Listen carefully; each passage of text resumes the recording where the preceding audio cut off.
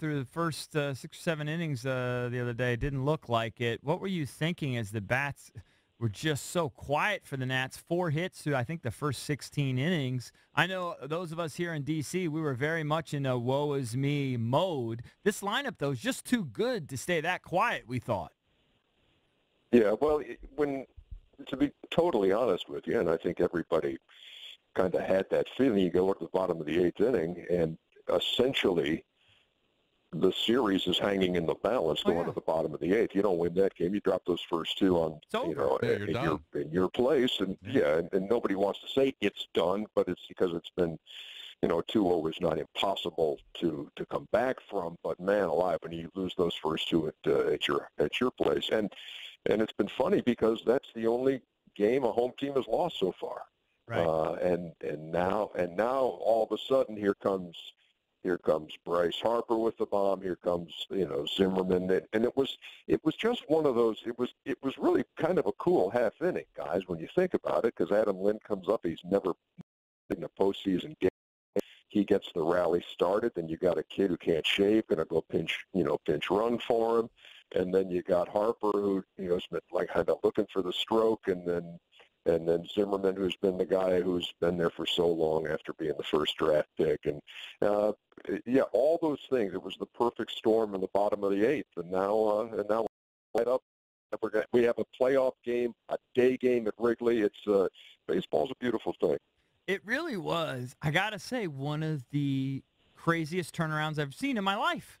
They went from dead to now full-blown, it's on. Do you feel like, are we going to get the best we can get from Max? What are you hearing on that? That's such a question, because I think the question that goes on in our minds as we approach the series was, okay, so he's going to throw a bullpen today, and then we'll see, well, okay, so he didn't throw the bullpen today, he played catch on flat ground, okay, tomorrow he's going to, well, okay, he didn't do it there. So you're kind of wondering, especially after the very first things you heard from Dusty, after the injury happened, it was, oh, no, it's going to be fine. He'll pitch where he's going to pitch. And then it was, okay, it's going to impact us somewhat. And now so you wondered, just how bad is it? And then even when you hear from Max, it's like, there's that feeling I'm going to go and hopefully things are not going to flare up again and, get my 100 pitches in. And that's one thing he's done. When he takes the mound, you have to pry the ball out of his hands. I was looking at the numbers for how many times he's gone over 100 pitches. It's 22 times in 31 starts.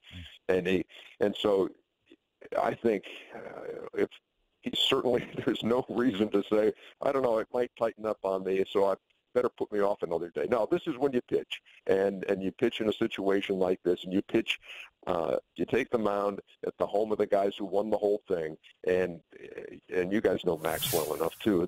They don't come much better in terms of competitors and guys who want the baseball, and so this is going to be an awesome afternoon. I can't wait to get to the yard. Oh, it's going to be fun. Now, do you expect Madden to switch some things up in the lineup?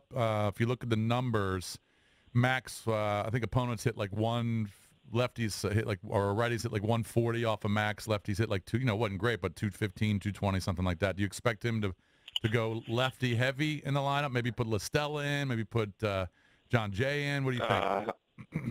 I don't know. I wouldn't say that I'd look for LaStella in there. I think Joe's going to pretty much go with the guys who have gotten him to this point. And when I look back at the opener of the series, and Zobrist led off, you're gonna have that same bunch in there. Contreras is going to be your catcher.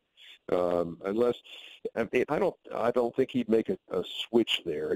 He's got Avila there who's faced him a little bit, but I would say pretty much the same bunch. And looking at the guys who have numbers against versus 3 times, he's only 5 for 25. Addison looking him deep. Hayward's 4 for 11 off of him. So no, it's going to be those guys that he can trust, and I don't think you go hog wild when depending on who you're going to face. It's going to be basically the same unit that you've been seeing.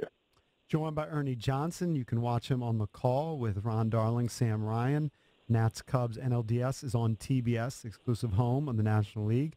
throughout the 2017 MLB postseason. On the flip side, we're guessing that Dusty is going to be loyal to Jason Worth, but what do you think about considering Howie Kendrick for the start? Because Jason Worth, since he's been back, has been quite cold at the plate. Yeah, well, I think that, knowing that Quintana's on the mound, look, nobody's faced him on the Washington side aside from Kendrick and Lyndon Wieters, okay, and they all have American League at-bats against Quintana. And Kendrick's 5 for 10. So don't think that that's not rolling around in the mind of Dusty Baker. I mean, these days, but you can't always just look at numbers. You have to look at situations. You have to know your players. We had a great talk with Joe Madden the other day about that, and he said, all the metrics can take you just so far. What the metrics don't tell you is what you see in a guy's eyes, or you see what he's done in the last 10 days or 2 weeks, and says to you, no, I can't put this guy in.